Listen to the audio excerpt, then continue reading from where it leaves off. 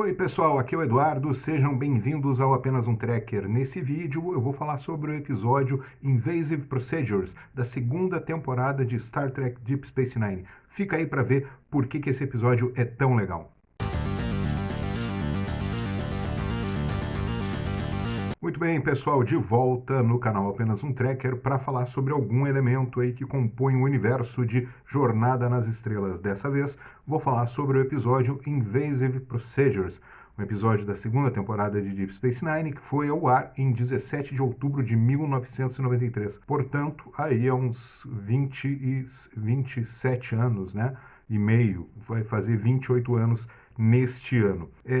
Esse episódio, ele é baseado, né, é centrado nos Trills, né? Quando eu fiz um vídeo comentando aquele episódio de Star Trek Discovery da terceira temporada, onde a gente revisita o mundo Trill, eu fiquei de comentar, né, alguns episódios de Deep Space Nine que tem essa raça alienígena de Star Trek no seu centro, e esse é um desses episódios. Invasive Procedures, traduzido literalmente seria, né, procedimentos invasivos. Na tradução da Netflix está como A Invasão, que faz sentido também porque são duas invasões. A invasão da Deep Space Nine por um grupo, né, alienígena, e uma invasão, né, um procedimento invasivo que se faz na Dax em torno aí do seu simbionte. Antes de entrar na história propriamente dita do episódio, quero falar algumas informações sobre a produção dele. É um episódio que é incrível, eu nunca canso de rever, né? Ele tem diálogos incríveis, ele tem uma atuação espetacular dos atores convidados e também do elenco regular. E ele tem uma fotografia também, uma direção de fotografia muito interessante. Então, começando, né? Ele é um episódio que foi escrito pelo John Whateley, que é um cara que escreveu um outro episódio de Star Trek da nova geração. Ele foi dirigido pelo Les Landau, que é um cara que dirigiu episódios em 4 séries de Star Trek, por exemplo, portanto, em toda a era, né, do Rick Berman. E também o roteiro foi escrito por esse John Whateley junto com o Robert Wolfe, né, que é um dos produtores de Deep Space Nine e um dos grandes roteiristas também dessa série. Ele tem como convidados especiais, né, atores convidados, o John Glover, que ele faz um papel fantástico, né, interpretando o Verad e depois Verad Dax. Nós temos a Megan Gallagher, que também faz um grande trabalho. Ela esteve também em outro episódio de Space Nine, que foi aquele episódio Little Green Man, onde o Quark, o Ron e o Nog visitam a Terra no século XX. E também temos o Tim Russ, né, que depois seria o Tuvok em Star Trek Voyager. Então, só que ele está irreconhecível como Klingon, interpreta um Klingon nesse episódio, e a voz dele está bem diferente, ele faz um bom papel também. Só que esse papel dele é menor, né? Quem se destaca, mesmo como atores convidados, são o John Glover e a Megan Gallagher. Resumo da história, né? Um grupo aí de 2 Klingons, um trio e uma alien de espécie desconhecida, aportam, conseguem invadir, né, a Deep Space Nine, que está vazia, está só com uma tripulação mínima, porque está ocorrendo uma tempestade de plasma que está afetando, né, a estação, está correndo perigo. Então ela foi evacuada e está ali vazia, só com alguns dos nossos personagens, né, favoritos. Bom, ela é invadida por esse grupo com a ajuda do Quark. O Quark queria vender um material para eles, né? Foi enganado, na verdade, né? Eles iludiram o Quark, que eles só iriam chegar na estação para buscar esse material e ir embora. Na verdade, eles estão sendo liderados por um trio chamado Verad. E o Verad tem um objetivo sinistro, que ele é um trio não associado, portanto ele não tem um simbionte. Ele quer roubar nada mais, nada menos, o simbionte da Jadzia Dax. E por que ele quer isso? É a história de um homem medíocre que busca, de qualquer forma, né, atingir o brilhantismo. Ele é um cara comum, ele se considera muito medíocre, e ele tentou conseguir a associação, um simbionte, né, no planeta Trill, mas a junta avaliadora constatou, né, deu o seu parecer de que ele era inadequado, né, para receber um simbionte. Esse procedimento, né, é feito com muito cuidado lá no mundo Trill, porque existem muito poucos simbiontes para a grande população, né, de hospedeiros, né? Então tem que haver uma seleção muito rigorosa, né?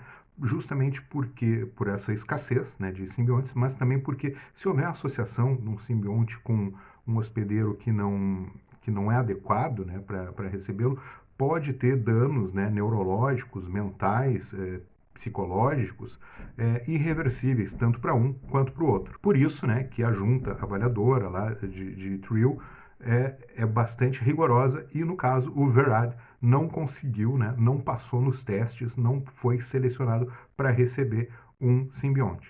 Desse modo, ele não aceitando, né, esse veredito, ele investiga, né, onde ele poderia conseguir um simbionte e ele faz esse plano de invadir a Deep Space Nine e roubar o simbionte Dex, colocar nele e poder fugir pela fenda espacial, né, para o quadrante gama, onde ele não vai ser mais encontrado e não vai ser punido por esse crime. Por que é um crime? Porque além de roubar o simbionte, o que acontece com o hospedeiro que perde o seu simbionte? Ele morre em poucas horas. A associação ela não pode ser desfeita, né? Quando ela é desfeita, o custo, né, que acontece é a morte do hospedeiro. Bom, então ele consegue, né, consegue fazer a operação com sucesso, né, ameaçando de morte os outros tripulantes. Já dizia, então, para salvar os seus amigos, ela aceita ser submetida, né, a esse roubo, né, do seu simbionte, e o Verad se torna, então, Verad Dax. Ele deixa de ser aquele Verad medíocre, né, para se tornar um Verad Dax brilhante, com todas as memórias de muitas vidas anteriores, né, da Dax, todas as ideias, as lembranças, ele se torna assim visivelmente uma nova pessoa. E esse ponto aí a gente tem que destacar, né, essa transformação que acontece, né, e é por isso que eu acho esse episódio incrível, né, porque ele tem uma atuação, um trabalho de atuação desses atores que é fenomenal, que eles conseguiram captar muito bem o que seria, né, a transformação de um trio normal e esse trio recebendo um simbionte com tantas vidas pregressas, né?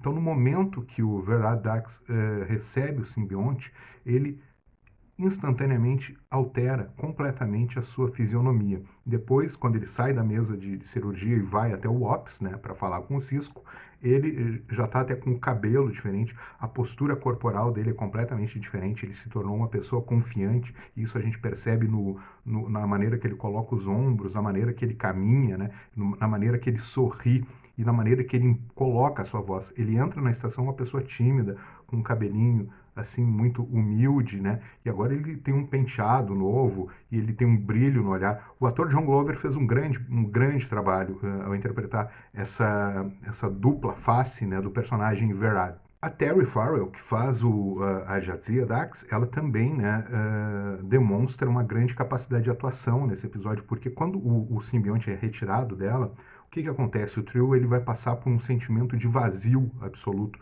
de solidão. Todas aquelas vozes, né, todas aquelas lembranças que estavam dentro dela, de repente somem, desaparecem por completo. Então ela não consegue nem lembrar exatamente quais eram aquelas vidas pregressas que estavam dentro dela.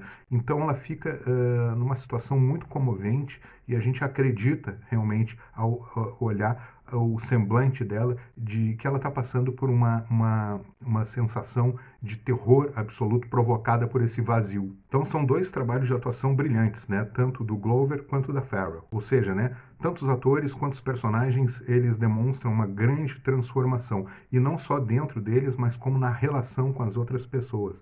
Por exemplo, o Verad, ele busca falar com seu bom e velho amigo Benjamin, né? Que é o Cisco, chama ele de Benjamin, tem todas as lembranças, né? E aí tem um diálogo fantástico que o Cisco vai conversar com ele e começa, né, a puxar todas as lembranças. Você lembra do meu casamento? Você lembra quando a gente se conheceu? E aí vem a pergunta de $1 milhão. Você lembra quando a gente descobriu o buraco de minhoca? Ele foi descoberto pelo Cisco e pela Dax, né? E aí o Verad se fecha, né? Até então ele estava dialogando de uma maneira muito descontraída, muito alegre, né? Ele se fecha. Eu não quero falar sobre isso, ele diz para o Cisco, né? E o Cisco, não, tu tem que falar sobre isso, né? Porque foi o Verad fala, isso foi um dos maiores orgulhos da Jadzia, né? Descobrir esse buraco de minhoca. E o Cisco, pois é, agora ela está na enfermaria sangrando até a morte. O Verad, é claro, né? mesmo com os apelos do Cisco, não quer devolver o simbionte, né? Porque daí o Cisco pensa, agora eu vou fazer um apelo diretamente para o Dax, que está dentro desse novo hospedeiro, para que ele volte, retorne, né? E coloque lá na Dax para que ela não morra, né? Mas ele se fecha e aí ele pergunta, nós somos amigos ainda, Cisco? E o Cisco, não, acabou a nossa amizade a partir de agora. Por quê?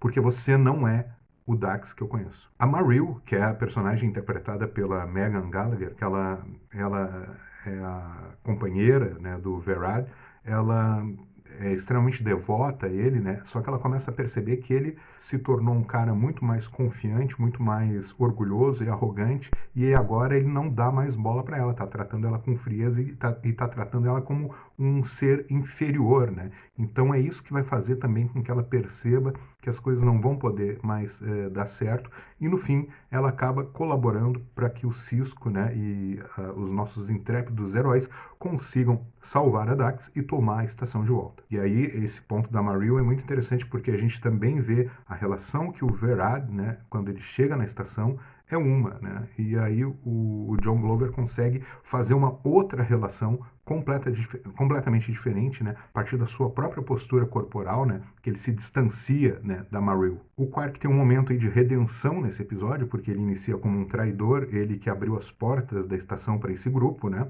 Mas aí ele simula um ferimento muito grave, é levado para a enfermaria e ajuda o Dr. Bashir a libertar o Odo. O Odo havia sido aprisionado numa caixa, né, que evitava com que ele pudesse usar, né, os seus poderes de Changeling para reverter a situação crítica que eles se encontravam. Então o Quark acaba traindo no início, mas no fim ele acaba favorecendo, ajudando, né, Cisco e Companhia Limitada a retomarem o controle da Deep Space Nine. Para fechar, eu comento a cena final, que é quando Verad é levado até a enfermaria e o simbionte é retirado dele e recolocado na Dax.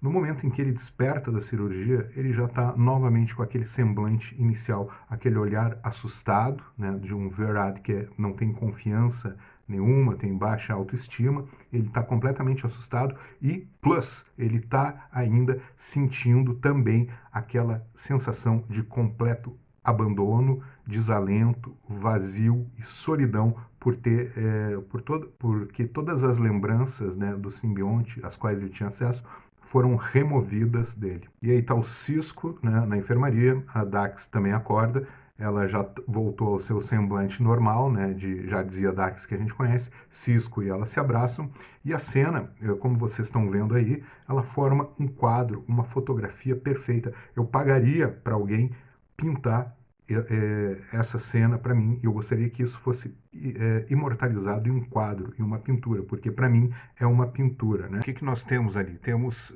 5 personagens, né? E é impressionante assim que um único frame tem uma carga dramática e uma quantidade de significados tão grande, né?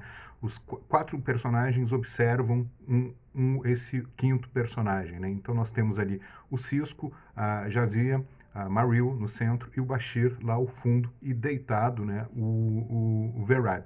O Cisco observa ele com um olhar raivoso, né, porque ele agrediu a sua grande amiga, né, Dax, amiga já de 2 vidas, né, porque era o Curzon e agora a Jazia, e também pelo fato dele ter invadido a sua estação, né, a Deep Space Nine.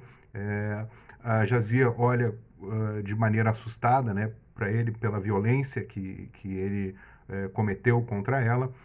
O Bashir também, de uma maneira, a gente sabe a afeição que ele tem pela Jazia, o amor, né, que ele sente por ela.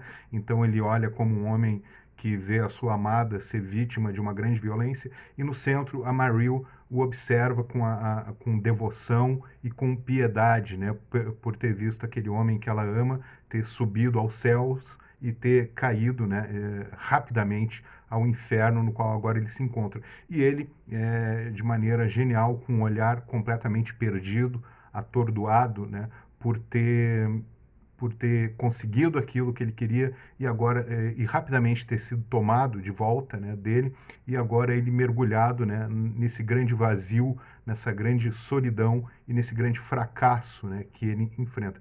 Enfim, é um frame sensacional. Eu acho que só pela força que ele transmite, né, essa única cena, né, a cena final do episódio, já faz que essa história seja uma das grandes histórias contadas por Deep Space Nine.